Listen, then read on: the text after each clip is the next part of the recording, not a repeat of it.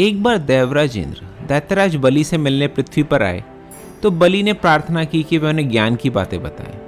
तब इंद्र ने उन्हें काल का महत्व बताया, साथ ही तत्व ज्ञान का बोध कराया। तभी राजा बलि के शरीर से एक दिव्य रूपात्मा स्त्री निकली। उसे देखकर इंद्र ने पूछा, दैत्यराज, ये स्त्री कौन है?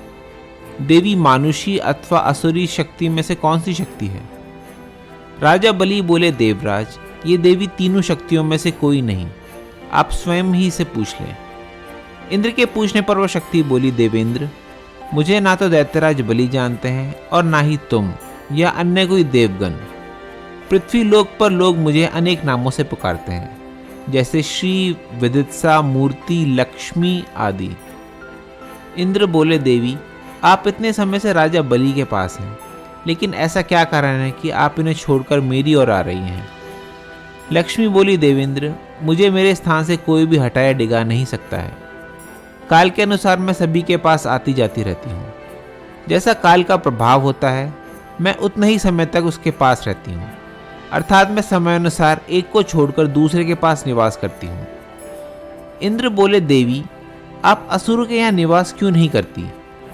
लक्ष्मी बोली, देवेंद्र, मेरा निवास वहीं होता है जहाँ सत्य हो, धर्म के अनुसार कार्य होते हों, व्रत और दानादि कार्य होते हों। लेकिन असुर भ्रष्ट हो रहे हैं।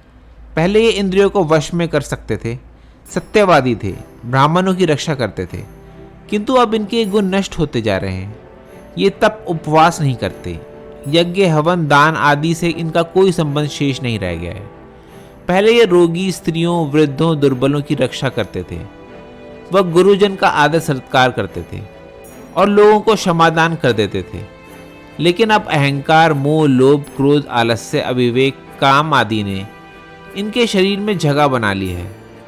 ये लोग पशु तो पाल लेते हैं, लेकिन उन्हें चारा नहीं खिलाते। उनका पूरा दूध तो निकाल लेते हैं और पशुओं के बच्चे भूख से चित्काराते हुए मर जाते हैं। ये अपने बच्चों का लालन पालन करना भूल जाते हैं। इनमें आपसी भाईचारा समाप्त हो गया है।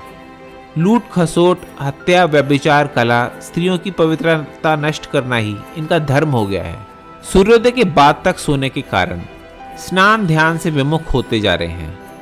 इसलिए मेरा मन इनसे उचट गया है। देवताओं का मन अब धर्म में आसक्त हो रहा है, इसलिए अब मैं उन्हें छोड़कर देवताओं के पास निवास करूंगी। मेरे साथ श्रद्धा, आशा, क्षमा, जय, शांति, संतति, धृति और विजति, ये 8 देवियां भी निवास करेंगी। देवेंद्र, अब आपको ज्ञात हो गया है कि मैंने इन्हें यहाँ क्यों छोड़ा। साथ ही आपको इनके अवगुणों का भी ज्ञान हो गया होगा।